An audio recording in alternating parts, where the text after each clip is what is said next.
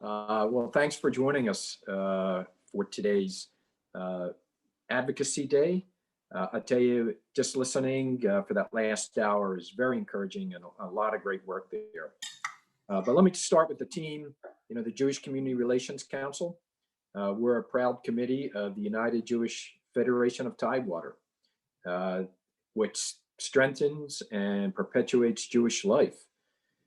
They are a leader and facilitator of collective action. They develop human and financial resources to meet the evolving and vital issues of our worldwide community, partnering with local, national, and global organizations. And we've worked very hard in the last year to put together our Jewish Community Relations Council. It's been a lot of work with a lot of people in the community, a lot of volunteers, and a lot of help, of course, from the Federation. I'd like to really say thank you to Megan Zuckerman, who started getting us together at the beginning of the year, and really worked actually at the beginning of last year to help get us started. We're really happy to have Rabbi Batya Glazer, who's our new director. And we worked hard to bring in some consultants, Rabbi Doug Hahn, and lots of leadership to help develop these foundational documents, which I'm going to just quickly introduce you to. And really about making it, a organization that's purposeful and has a lot of potential to help with many of the issues that are important to our Jewish community today. So if we could go to the very first slide that was just up, it basically tells about our mission, really about leveraging the strength of our community, our Jewish community here in Tidewater, really to promote a just and democratic society. And that all goes about things like today, Advocacy Day, about educating and advocating. We have some very core issues, and at the top of that list is combating anti-Semitism, bigotry, and racism. We heard a lot of that today in Advocacy Day. It's really important, and happy to hear that the same focus is here in our state and with our legislation and governor and attorney general. A lot of work going on. Supporting a peaceful, secure, and Jewish and democratic state of Israel. And then relationships, which is sort of the core about what we can do locally as we get involved with public officials and other civic and faith leaders, so that they understand who we are and how we support those foundational issues that are important to them too. And that builds the relationship and understanding within the community. And then civil discourse and building cohesion within our Jewish community. Certainly there's a lot of different opinions, and we want to make sure that we take all those into account and that we represent the whole of the Tidewater community. And then our commitment to religious freedom and pluralism within the country. We could go to the next slide that talks about really its values. And this is going to be no surprise to any of us. Really, this is sort of the core foundational piece of Judaism in many respects. Doesn't represent all of it, but a basic piece of valuing humanity, about not standing by while evil is being done, about justice. And I think it was very eloquently said by our Attorney General about maintaining a fair, just, and equal society, repairing the world. We heard that also today from Elaine, and openness to multiple perspectives, keeping our ability to listen and to have discourse and to discuss, and advocating for Jewish community interests, collaborate with other faiths and ethnic groups. Paths of peace is, building strong relationships, promoting mutual respect and understanding. And then, of course, all in the House of Israel are responsible when any Jew anywhere is in need of our support. We should be there and advocate for them and be a place that can support wherever and whenever needed. And then, of course, is the state of Israel, not the least important, but we support strong U.S. and Israel relationships. That's a lot, foundational stuff. It's probably no surprise to any of you about what that means, but those are all very important pieces of what the JCRC are in our mission and what we stand for.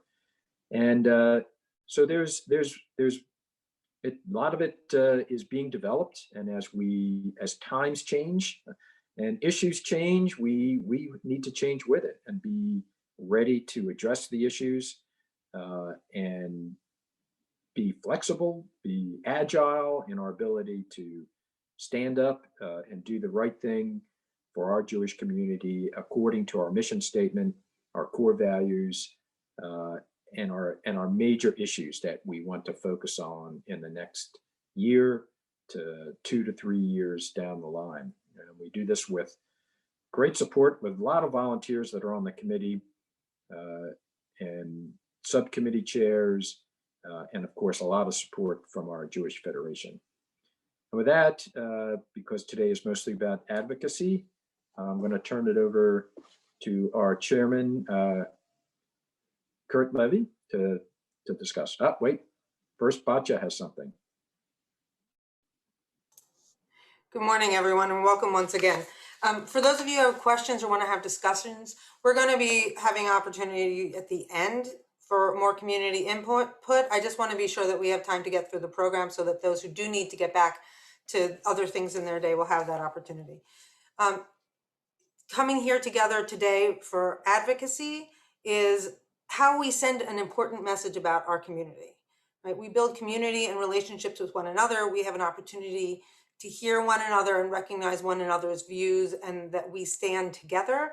It is also a way for us to have an impact in the government. When we do advocacy, if we come together as a community, we will have a much greater impact, and people will understand that we are a community that is involved and engaged, and it is important to listen to the Jewish community because we are paying attention. And it increases our reach and our impact. It is important to remember that advocacy is not something that happens one day a year. Right? We're coming together here for a day of advocacy, but advocacy is something we do every day in many different ways. The simplest advocacy we do is whenever we stand up and make our voices heard. Right? In a simple conversation, when you're talking to your friends or your neighbors, if you really engage people in understanding their positions and hoping that they are open to hearing our own. Even that is a simple act of advocacy. We will advocate for Jewish issues. We advocate for opposing hate. We oppose anti-Semitism. We stand up for Israel. We work for VIAB, the Virginia Israel Advisory Board, and we promote security funding, among other issues that are specifically Jewish issues for the Jewish community. We also work for issues that are in accordance with Jewish values, right? Opposing genocide, working for a fair justice system, religious freedom, issues that go beyond just our community, but our community supports because we care about the wider community and the other groups and faith communities that are part of our society. We work in partnership. We work with the Virginia Israel Advisory Board. We work with the other Jewish federations and JCCs around Virginia. And we work with community groups and other faith communities. Again, we are stronger together. When we build those relationships, have those relationships in place, we are able to work together to build a society, and we are much more credible and much stronger. I also want to talk about some of the ways in which we do advocacy. Right? In addition to our conversations, we write letters to the editor. We can phone our elected officials. Right? They actually really want to hear from us. It's really important to remember that when you care about an issue, they don't know what you're thinking unless you tell them. And if they have a website, you can go right on their website, look up your legislator, and give them a call. You can send them emails. You can arrange to visit in person as an individual or as in a group. And there we can also send as a community, we will be sending and making available to you action alerts where the subject and the text is filled in. You send it by going through the form and filling in the information. It will autofill your legislator's information and send it on your behalf. I'm delighted to be able to introduce Kirk Levy, who is the incoming chair of our Legislative Action Committee, and he'll be talking about some of the legislation that we are supporting at this point. But remember, this is something that happens all year, and we'll be giving you opportunities to advocate throughout the year, and we're hoping for your engagement and interest throughout the year, because this is just one day. Thank you very much. Kirk, you're up. All right. Good day, everybody. There are two people Herm did not mention that we need to thank. One is Alyssa Mullendorf, who preceded me as chair of the Legislative Action Committee, and also Herm Shalansky, whose leadership has been wonderful, and we look forward to him carrying on throughout the next year. Herm went over JCRC core values and mission statements, and what we've been doing, a group of us, is taking these core values and mission statements and trying to find either General Assembly bills or things in the budget bill that we can support. And we've narrowed it down to 3 bills and 1 budget item that I'm going to go over today. And as Rabbi Batya said, I know it's ingrained in all of us to have freedom of thought, freedom of speech, and freedom to argue, but wait until I go over all 4 of them, and then we'll discuss and you can ask questions. The first one is a budget item. It's the Virginia-Israel Advisory Board. And hopefully everybody would form a consensus that we would want to thank all of the legislators for continued funding.